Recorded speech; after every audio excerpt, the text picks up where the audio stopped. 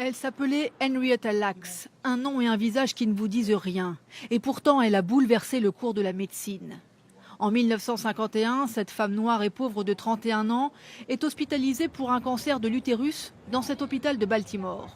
Sans son consentement, les médecins prélèvent des cellules cancéreuses pour les étudier.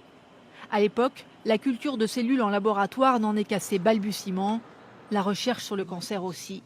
Surprise, les médecins découvrent que les cellules d'Henrietta sont porteuses d'enzymes uniques et qu'elles peuvent se cultiver à l'infini hors du corps humain, ce qui n'avait jamais été possible auparavant.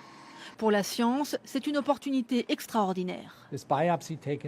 Ces lignées cellulaires pouvaient se reproduire de façon illimitée. Et immédiatement, elles ont été distribuées aux scientifiques du monde entier.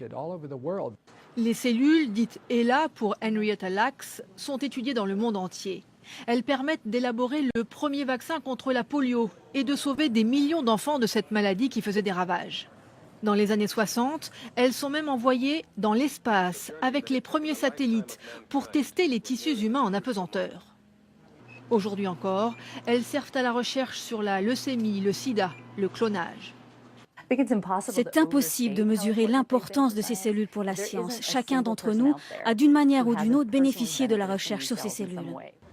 Aujourd'hui, les descendants d'Henrietta Lacks viennent d'obtenir une grande victoire, car depuis 60 ans, ces recherches et les bénéfices engrangés leur ont totalement échappé. Ils ne réclamaient pas d'argent, juste un droit de regard sur l'utilisation de cet énorme héritage scientifique. Les services de santé américains leur ont accordé. On reconnaît enfin que notre aïeul est une personne avant d'être une cellule. En 60 ans, 50 millions de tonnes de cellules d'Henrietta Lacks ont été reproduites. À qui appartiennent vraiment nos cellules? Peut-on les utiliser sans notre consentement? Autant de questions que cette affaire continue de soulever.